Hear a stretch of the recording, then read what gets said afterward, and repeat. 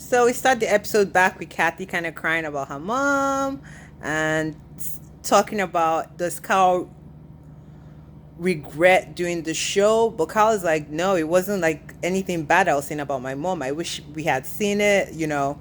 I wish all this time didn't pass between us. Then they skip to Garcelle and ask her how her sister feels about her forgetting her name. Apparently, her and her sister are not on good talking terms, so that explained a lot. So I think this episode is more of a filler episode, kind of touching every other lady. They go to Crystal, and Crystal says how she's been racially discriminated. Talks about a time when her dad was racially discriminated, and obviously she said that it's like a Chinese thing or an Asian thing not to fight back, and you're told kind of take it if you want to be successful and just kind of go with the flow. So but she said she remembers how shaking her dad was, and she starts to cry. And she also reveals that even in this season she's gotten a lot of Asian hate, unfortunately. And they talk about her culture and how nice things are. Garcella and Kyle talk about how they ate a whole bunch of dumplings and how that was exciting to them.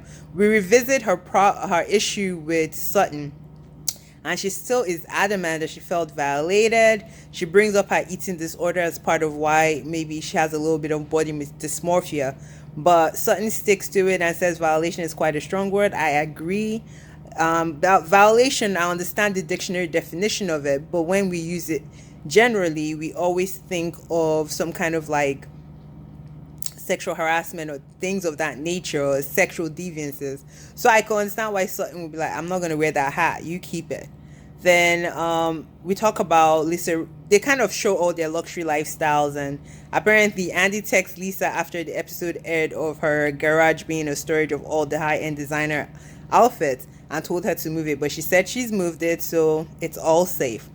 Then we ask Dorit if she really buys all her designer stuff. I don't believe her the same way I don't believe her nose job, like she didn't have a nose job.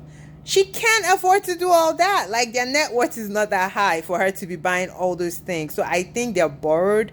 But during Dorit, she's gonna stick to that lie. They talk about the luxury. They talk about Crystal's 90 something $1,000 Hermes Birkin purse, and how Kyle was obsessed with it. She says she has a friend that helps her buy purses and tells her, like, you know, these are good investments. I'm just going to go ahead and talk about the last 20 minutes because the first 40 minutes is like blah. So that's why I spent literally 2 minutes on it. So let's get into the real just next.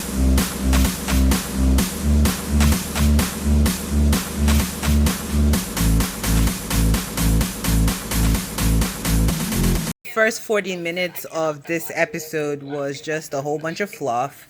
They go on, do Kathy Hilton's montage, and ask her again if her kids now are okay with her being on the show, which she says yes.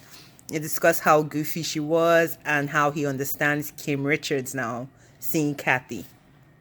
So it's just like a whole bunch of basic stuff. They talk about like Dorit's fashions and things like that. Nothing really intense until Erika is back on the hot seat and she is defensive AF. So Andy is asking her so many questions. First, they play the montage of basically Mauricio and PK saying she was a liar. And she's like, I'm so hurt that you guys were laughing at my life and my family. What family? You left your husband to die. Like the moment he needed you, you weren't there. And now you're like, oh, he's incompetent. He's this, he's this. I don't feel bad for Erika because I'm just like, girl, you left when things got bad.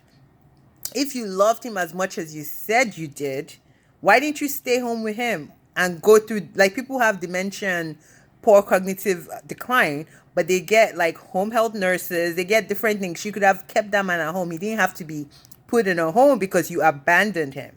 So get away with me and oh, you hurt my family. Like what family? You don't even love the guy. So girl, bye. Once the money dried up, you left. So Kyle and Dorit try to like pamper her and say, oh, our husbands BS. They believe you, blah, blah, blah. We know what we watched. We know what you thought. Stick to it. Like the whole fear surrounding Erika, like they can never be honest. Then Garcelle is like, why didn't you understand that we felt some kind of way like we'll be brought into? And she's like, there's no way legally anyone could bring you into. Yeah, maybe not legally, but morally, people could cancel my bookings because they think I'm associated with someone that could do something as awful as steal from the victims. Again, the victims are being left behind. It's like Erika. And they do bring that up, that it seems like she makes herself the victim instead of acknowledging the actual victims who were in crashes and didn't get paid. Those are the real victims. Then they ask her if she knew anything about what was going on. She's like, I don't work for the company. Girl. So we go back to, I guess that was 2018, 2019, when she was being sued or mentioned in a lawsuit where Tom Girardi owed 15 million. They wind back to that montage and show her basically saying it's been settled and they apologized. That Tom guaranteed her there was nothing there, that he said was BS. This is apparently where his mental state is declining, but somehow it's clear enough to tell you what you need to hear. Like, stick to a lie. And I'm so mad Andy didn't, maybe next episode he might probe the car crash. Oh, he does probe it in the next episode because he was asking her if there was a police report. And of course she was like, no police report, according to the preview we saw for the next episode. And then Crystal is like, girl, why are you not mad at Tom Girardi? And then she lays in on Crystal. Am I angry enough for you? What do you want to see? Blah, blah, blah. And Crystal is looking like, girl, I'm not your problem. Because Crystal made a valid point. If my husband does something like this to me, I'm going to be like upset. Like, why are you not upset at him? Which makes you know everything is orchestrated. She doesn't care. She doesn't come across as authentic. She comes across as she doesn't give a crap about the victims. Like, I really was hoping this reunion would paint a better light of her, but it kind of makes her look worse. And everyone is pointing out, girl, you're going on social media posting all this stuff that is so insensitive. Not once have you acknowledged the victim. She claims she has. Even Andy calls her out and was like, we've not seen you publicly acknowledge the victim. She's like, with legal stuff, there's so much I can't say. You've said so much already. So if you didn't want to say, you should have kept your mouth shut. But the fact that you're posting, taunting the victims, taunting the lawsuit, makes me feel like you don't give a crap about the victims. It's like about you, what you lost, how you have to downsize. Like, girl, you downsized to another $1 million property. You're still getting $1 million check from Bravo. Like, we do not feel bad for you.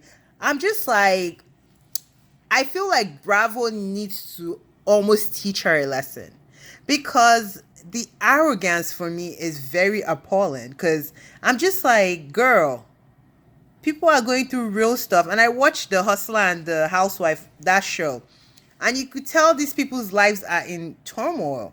Like, the guy could not even get his treatment because he never received the check from Tom Girardi's law practice and things like that. So the victims are like close to my heart. I'm just wondering why she doesn't care.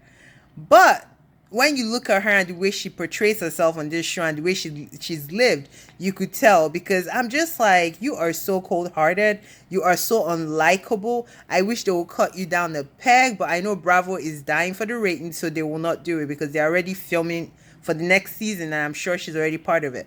So it's just like, what the hell? Like, I was so upset. But the real stuff is basically the last 20 minutes of the show. The first 40 minutes were just fluff. I guess they had to feature the other ladies, but we know we don't care. During the show, you guys didn't really feature yourselves, so why would we feature you now? So I was just like really, really upset, like, at Kyle and Dorit. They are such cowards. Like, OMG. Well, that's my rant for tonight on Real Housewives of Beverly Hills. Like and subscribe. Bye.